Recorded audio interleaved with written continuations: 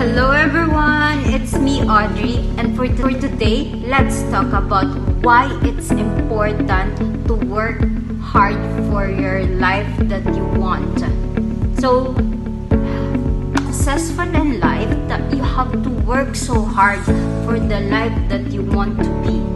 It's not just work on it, but work so hard on it. See, kailangan when you are just aiming something, kailangan trabahuin mo yun eh. Hindi lang trabaho, as in, trabahuin with the full power, 100%. Kailangan ibigay mo lahat para magawa mo yung gusto mong gawin, para ma-achieve mo yung gusto mong gawin sa buhay. Hindi lang siya yung ngayon gagawin mo siya and the other day hindi mo siya gagawin. You have to be focused. You have to be focused on the goal that you really want. And you have to set like a specific day that you want to achieve this goal. You will encourage yourself. You have to believe yourself that you can make it. You can do it. You can be successful. You have to set a plan that you can do the things that you really want to do in the future.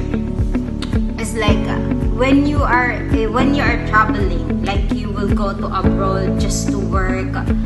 You're just planning, right? There's a long way process when you're going to abroad. Same thing with your goals. You have to invest your time, invest your effort, accumulate some knowledge to achieve or to do the things that you really want to do in your life.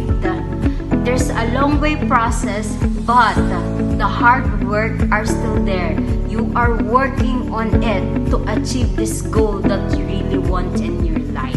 To take a courage, you have to believe on yourself. You have to aim, or you have to think about it. You have to set a plan and goal that you will achieve it very soon. You will visualize or you will manifest it that you will achieve it. So for today, this is the short video that I will just give you right now, and I hope that you will be encouraged at least. Thank you. See you on the next video.